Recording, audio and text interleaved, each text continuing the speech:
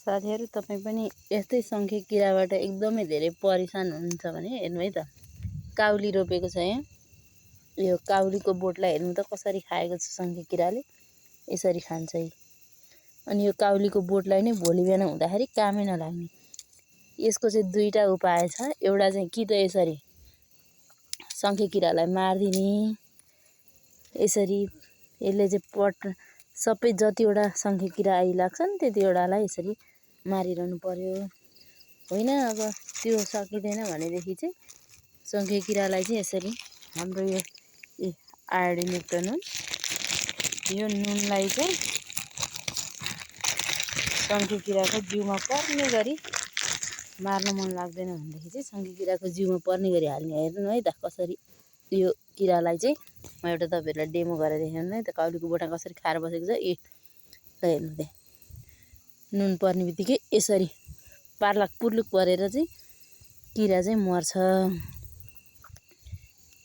यसरी मर्छ, देख्नुभयो।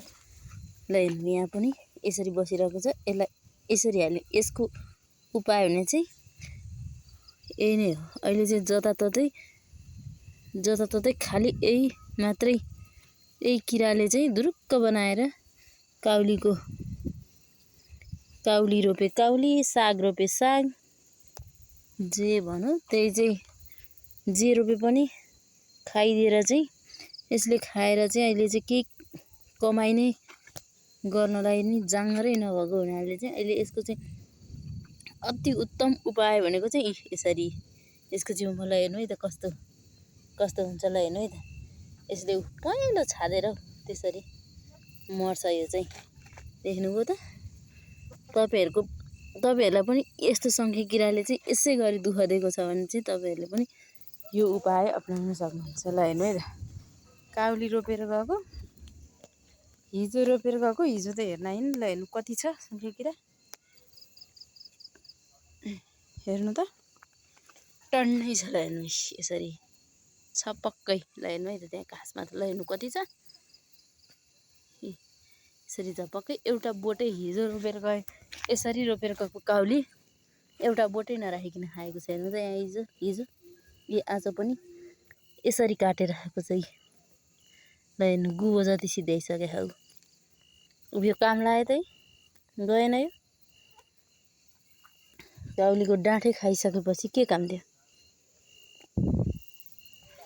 त्यही भएर तपाईँ पनि वाक्क दिक्क हुनुभएको छ भने यसै गरी यसरी नुनलाई यसरी छरिदिनुस्